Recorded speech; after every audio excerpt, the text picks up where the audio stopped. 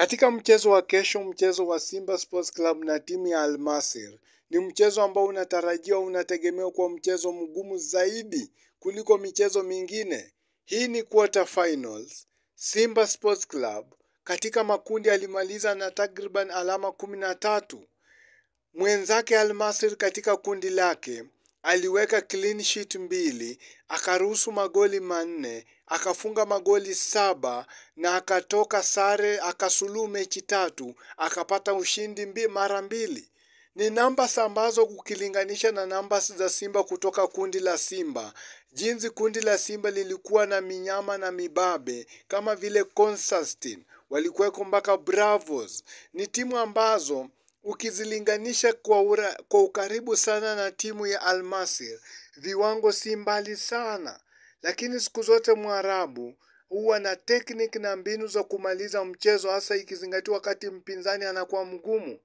Mchezo wa kesho, Simba anahitajia tu kucheza na wachezaji ambao watakimbia dakika 90 uwanjani.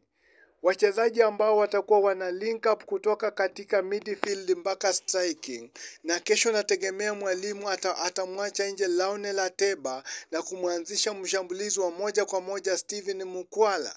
Katika kiungo safu ya katikati, asimchezeshe Shinja Lawa, ila mchezeshe mchezaji Deborah Fernandez Mavambo katika safu hiyo ya kujilinda. Fernandez ni mchezaji mzuri, hasa ikizingatiwa wakati wa kukaba na wakati wa kulink up team, wakati wa kupanda.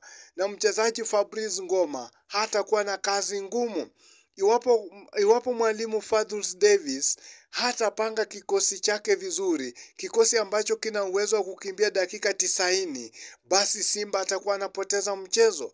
Ni Simba aende katika mchezo wa kesho akiwa 100%, anakimbia dakika 90 na madoido ya Mwarabu ya kupoteza muda. Simba kitu ambacho wasifanye, wasikubali kutiwa goli hata moja kunako kipindi cha kwanza au dakika zozote tu uwanjani.